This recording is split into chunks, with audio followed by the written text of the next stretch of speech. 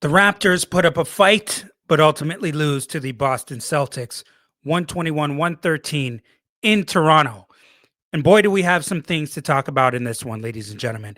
And if you haven't already done so, make sure that you smash that like and subscribe button, folks. Hit that subscribe button because a large majority who are watching these podcasts, you have not done that yet.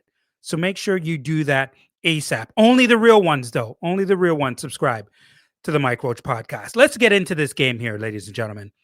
The Raptors, so they come into this game, and you know they're going up against a good team in the Boston Celtics, and the Celtics are 9-2 over their last 11 games. And anytime you go up against the Celtics, I don't give a damn what year it is, what month it is, how they're playing. Expect some type of scrap. Expect there to be physicality. The Celtics are one of those teams. They're prepared. They come ready to play all the time.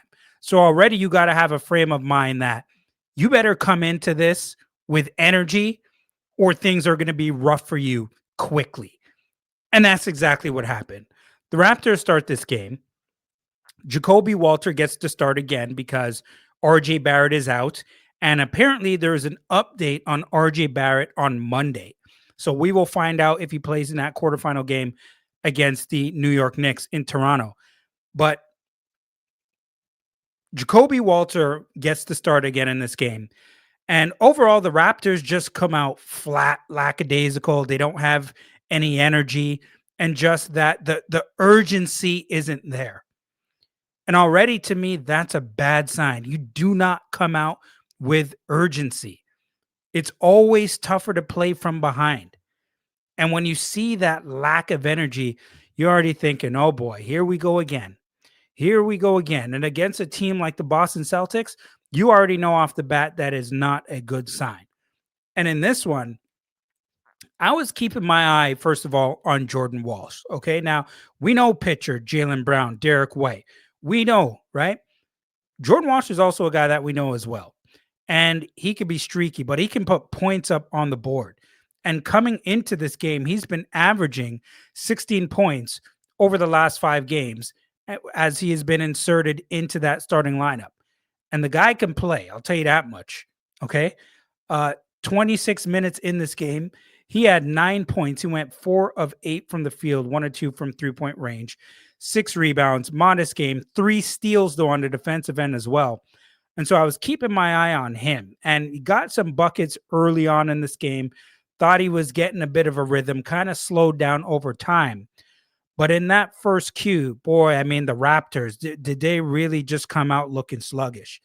And the only reason that they were actually in the game for a little bit in that first quarter was because of Brandon Ingram. And Brandon Ingram kept them in it with his shooting. He had 10 points. He was 2 of 2 from 3-point range. And that was with about 4 minutes remaining in the queue. And Boston had a 10-point lead. They were up 26-16 with 3:40 remaining in the first quarter. But one thing that I see with the Raptors offensively, and I'm sure all of you see it as well, you start getting a bit nervous when the ball doesn't move anymore. When the ball doesn't move, when the ball is sticking offensively, the ball has to move. The ball has to move, has to go around the perimeter, dump into the post, go back out, cut, slash, do whatever you have to do. But just the one-on-one is not going to work over and over with Brandon Ingram or Scotty Barnes, whoever it is. It's not going to work. The ball has to move. The offense has to be quicker. And if you're not going to move that damn ball, you better get out there and run in transition. Because the Raptors are one of the best teams, if not the best team, getting out in transition offensively. If that ball ain't moving in the half court, you better get out and get some buckets in transition before the opposing team can set up their defense in a half court set. One guy, Agbaji, came off the bench. Agbaji, to me, had his best game of the season tonight. I said Agbaji had his best game of the season, Ochai.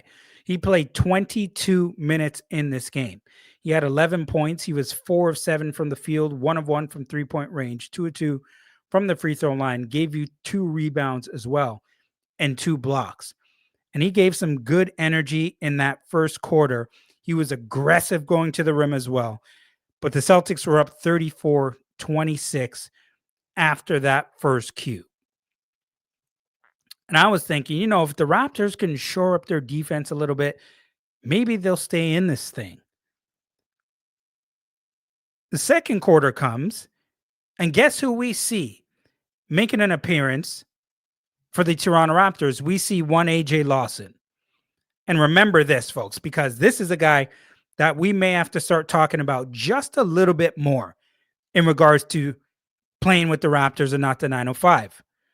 AJ Lawson comes in, and he starts with Grady, Mamu, Barnes, and Quickly. And he had 5 points in just over 2 minutes. He was staying ready. He looked good. He gave you a burst of energy, right?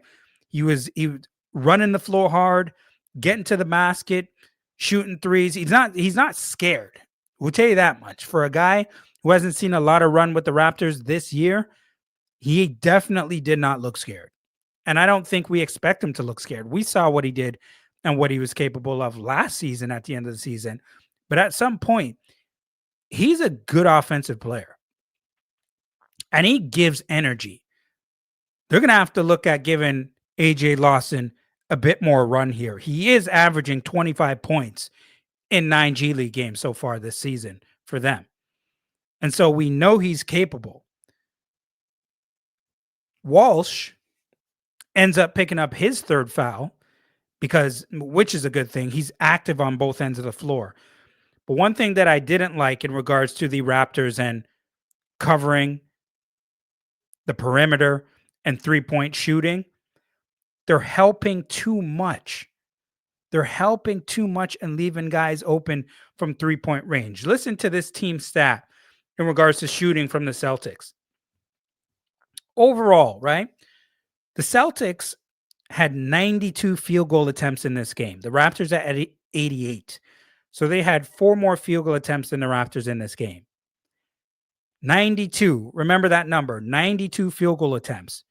47 attempts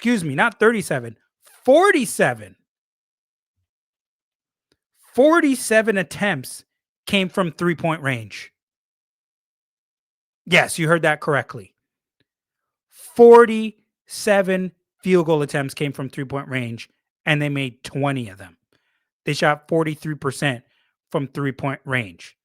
They made 11 more threes. They had 33 points more than the Raptors from 3-point range in this one. Raptors went 9 of 22 from 3-point range.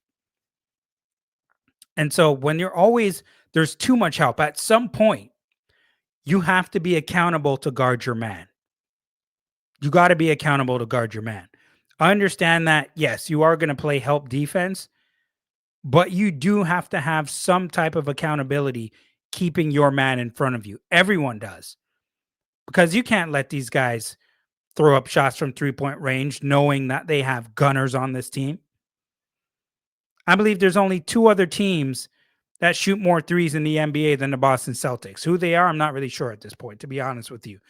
But there's 2 teams that shoot more 3-point shots than the Boston Celtics. And the scouting report, I'm sure that the Raptors know this. Enter the third quarter. And going into the third quarter, by the way, at halftime. Do I have the score here? Score was 77-59 Celtics at the half. Most points the Raptors allowed this season. Scotty in that second Q, he had 9 points, 4 rebounds. He had 5 assists in this one with 6:22 remaining in that second quarter. And at the same time, I did put this in my notes. At some point, somebody has to take control of the offense. Someone has to take control of the offense. You got to get guys in position. You got to run your offensive sets. You got to know when to push the tempo. And it can't be Scotty Barnes to do it all the time. It's got to be Quickly. It's got to be Shed. But once again, I didn't see that urgency from those two guys in the first half. Saw it a bit more from Scotty, but I didn't see it from them in regards to controlling that tempo of the game and putting guys in position to be successful scoring the basketball. Scotty was doing that with his passing, but it can't just be him. It has to be your guards as well. Okay. Quickly, Shed. And I think Shed especially did a much better job of displaying that in the second half. But the urgency and physicality, it has to be there. Raptors were getting bullied on the inside at times. Bullied on the inside at times. Yes, the rebounding numbers were even, but man, there was some times where this it may not even it shouldn't even have been even. I mean, the Raptors, they have rebounding. They have guys who can rebound. Like Pirtle, let's go over some numbers here in regards to some of these rebounding numbers. Scotty Barnes gave you 11 rebounds in this game. Brandon Ingram gave you 4. Pirtle gave you 4. We got to see a bit more than that. And I know it's just tough to say that from reading the numbers. You have to go by what your eyes tell you watching the game as well. But from a defensive standpoint, we got to hit that glass a bit harder offensively as well. Raptors lose the offensive battle 11-14. But overall, I guess it was a decent rebounding night. I mean, you did win the rebounding battle, and I guess you should be happy about that. But I want to see more aggressiveness. I want to see them crash the glass a bit harder. Listen to some of these numbers at the half going into halftime. Second chance points for the Boston Celtics, 15-2. 15-2. Fast break points for the Boston Celtics, 14-2. 3-point field goals at this time, 12 out of 27 for the Celtics, 4-10 for the Raptors from 3-point range. And I mentioned the score, 77-59 at the half. Now, coming out into that third quarter, the Celtics go on an 8-0 run. And it just looked really easy, really simple. They're just carving the Raptors up. And at this point, I'm thinking, all right, it's a done deal. This game is over. Raptors are getting their ass kicked here. And, lights out. Get ready for Tuesday. They were just making threes from everywhere. But Scotty Barnes, the passes that he makes in transition sometimes, and the passes that he makes in a half-court set, whether it's a bounce pass, quick slip pass across the middle, he just makes amazing passes sometimes. And when the Raptors started to come back in this game, they go on a 9-0 run. I realized they start pushing the tempo. They're running the ball up the floor, getting the ball, getting the rebound, outletting it, moving the ball up the court fast, scoring in transition. Sometimes that's what you have to do, especially when you're struggling in that half-court set. You can't get anything to work for you. Outlet the ball and run. Let your horses do some work for you. Get out there in transition, score, make sure they don't set up in that half-court defense. Being more physical. I told you, this is on both ends of the floor. Offensively as well. Get into the paint. They're capable. Raptors, 18 of 21 from the free throw line. Shot 86%. Get into that paint. You got guys who can get in there. And the Boston Celtics were relying on their three-point shooting. They only got to the free throw line 14 times. They shot 13 of 14. But they're going to rely on their three-point shooting. Agbaji, him being in there, we talked about him earlier, comes and nails a big three, by the way. Big corner three. He had 11 points, 3 rebounds with 2:10 remaining in the third quarter. And then the Raptors, after trailing by 23 points in this game, they're down 97-91 after 3 quarters going into the fourth. Now, I do want to mention some numbers here from Brandon Ingram as well, because I talked to you about his rebounding. He had 4 rebounds. He had 3 assists, but he also played 35 minutes in this game. He had 30 points in this one.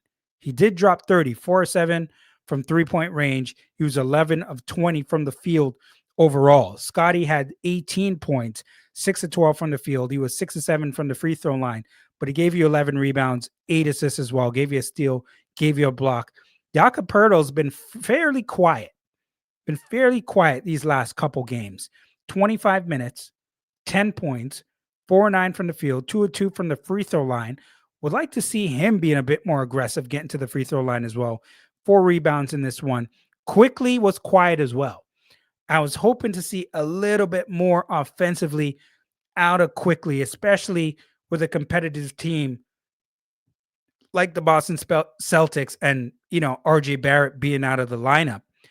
He had 11 points in this one, 5 assists, 1 rebound, 1 steal, just 1 turnover in 31 minutes. Jacoby Walter, we saw him a bit early and sporadically through the game, but didn't really get anything out of him tonight. He did have 12 minutes in the game, 0 of 2 from the field, 0 of 1 from three-point range, gave you an assist, 1 turnover in this one. But listen to this. Elijah Martin comes into the game in the fourth quarter and makes his NBA debut. He had 4 minutes in this one, and they did have a lineup. So AJ Lawson comes into this game in the fourth quarter again, right?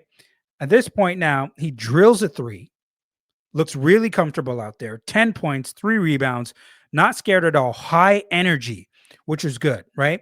And at this point, 10:40 remaining in the fourth quarter, the Raptors had 39 bench points. 39 bench points. So that was key for the Raptors staying in this one. They went on a 30-8 run. 30-8 run. First lead of the game came with 10:30 remaining off of Jamal's shed layup. He played much better in the second half. High energy, just like I mentioned about AJ Lawson as well. I was glad to see Elijah Martin. He played, decent in his 4 minutes on the court. High intensity defense when he came into the game as well. I'm happy they got some action tonight and got some experience under their belt. And Scotty played some nice, good, hard-nosed, disciplined defense, was staying on his feet, not falling for the fakes on Jaylen Brown, which was good to see in this one. And in this one, Jaylen Brown himself, he had 30 points in this game, folks. 9 of 19 from the field, 3 of 4 from three-point range, 9 of 9 from the free throw line, 8 rebounds, 5 assists, 1 steal, 1 block. He gave the Raptors the business out here tonight. Jaylen Brown was out here hooping. He was out here hooping. Pritchard was there as well. 15 points in 38 minutes. Shot 50% from the field. 6 of 12 from the field overall, but 3 of 8 from three-point range, 4 rebounds, 6 assists. Derek White gave you 27 points and some big threes. 10 of 21 from the field. 6 of 15 from three-point range. Also gave you 4 rebounds, 5 assists. Did turn the ball over 5 times, but he gave you 3 blocks as well. They got some hoopers out here. Anthony Simons came in, gave them some valuable minutes as well. Quetta gave them some good rebounding as well. 11 rebounds, 11 points, 4-7 from the field. I mean, the Celtics, they're good, man. They're good. I mean, they're 15-9 overall. Raptors dropped to 15-10. But the Raptors, once again, and we talked about this earlier, when it comes to the Celtics and their three-point shooting, just missing guys in transition. Not picking up guys in transition. Celtics get open late in that fourth and start carving the Raptors up again from downtown. You got to be able to find shooters. You got to communicate. Got to be vocal. The urgency that the Raptors played with in that second half, that's what you got to come out and start the games with, because it's tough. And I mean tough coming from behind with a team like the Boston Celtics. You got to bring it from the jump. You can't be falling you can't be coming from behind, trailing 10 points, 15 points in the first half, and then having to fight back. You got to play damn near perfect for you to come back when you're trailing by double digits. By 23, the Raptors were very lucky to come back and get a lead late in the second half. But ultimately, just not enough. And the Celtics close out the game on a pretty good run. You got to be able to close quarters as well. Closing quarters has to be emphasized if you are the Toronto Raptors and Darko Rajakovic. At Micro7 on IG, at Microach23 on X. Make sure you follow, like, subscribe, and share the podcast. And if you haven't hit that notification bell as well, make sure you do so. So when the episodes drop, you know when it happens. Hit that like and subscribe button as well. Only the real ones for the Mike Roach podcast. A lot coming up here, folks. 2 days. Tuesday, 8:30. The Raptors are going up against the New York Knicks in the quarterfinal of the Emirates Cup tournament. And we get an update from RJ Barrett and the Toronto Raptors on Monday. I'm hoping he's going to be in the lineup to give the Raptors a full healthy roster. Don't know how it's going to turn out if the Raptors are completely healthy on Tuesday. I think it could go 50-50. Call me crazy. I think it could go 50-50 if everybody's healthy and in the lineup. They got home court advantage as well, but I guess we'll see. OG Anunoby is also back for the New York Knicks, and so he definitely bolsters that lineup. But ladies and gentlemen, until the next time, this is the Mike Roach Podcast, and I will be back again soon. Peace, and I'm out.